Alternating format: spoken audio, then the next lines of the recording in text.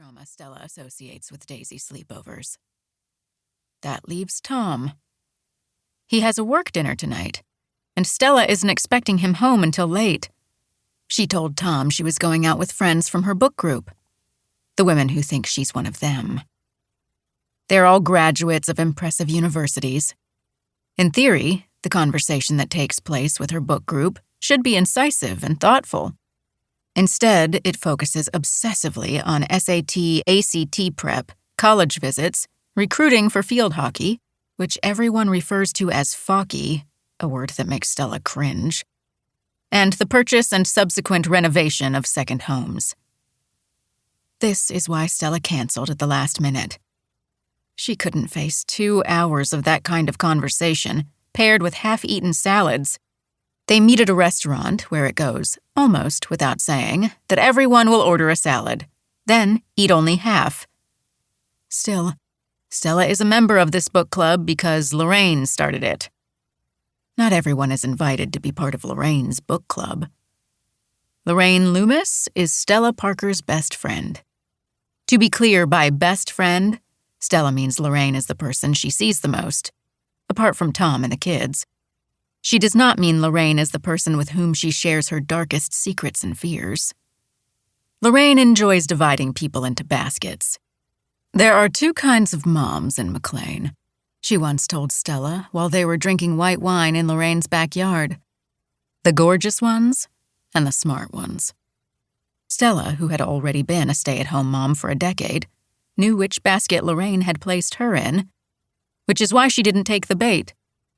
Instead, she'd smiled, smoothed her highlighted hair, and said, "You're too funny, Lorraine," in a way that implied exactly the opposite. Despite Lorraine's proclamations, Stella knows there's only one word that describes the moms in this town: rich.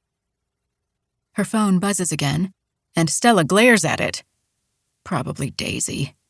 She rolls her eyes in the dark. Whatever minor discomfort Daisy's texting her about is something she could solve on her own. It's important to learn problem-solving skills in childhood. And yet Stella always errs on the side of helping too much. Somehow Tom is exempt from the 24-hour child concierge service that Stella is supposed to provide. She's not sure how that happened. One minute, they were both lawyers.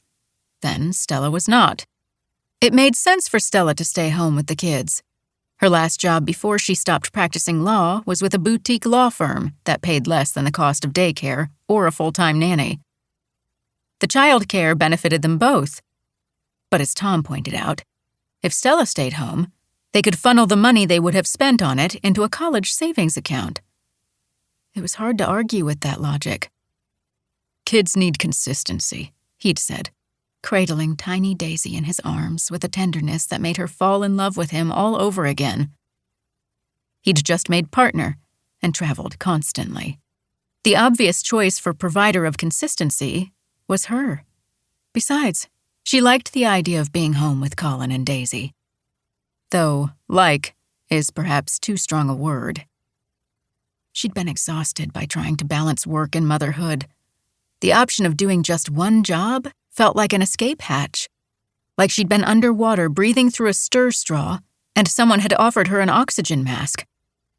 The inequity of Tom not feeling similarly exhausted by trying to achieve his own balance hadn't occurred to her. Perhaps it was the oxygen deprivation, or the fact she hadn't slept in months.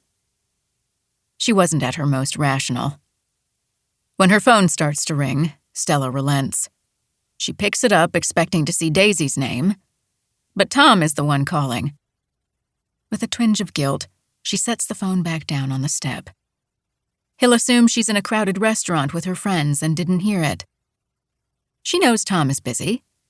She knows he can't always answer the phone when she or the kids call. But she also knows he gets to ignore his phone because Stella doesn't ignore hers. And the truth is, she doesn't resent the evenings when he's entertaining clients. Hours at a time when he never bothers to look at his phone. What she covets, is his freedom.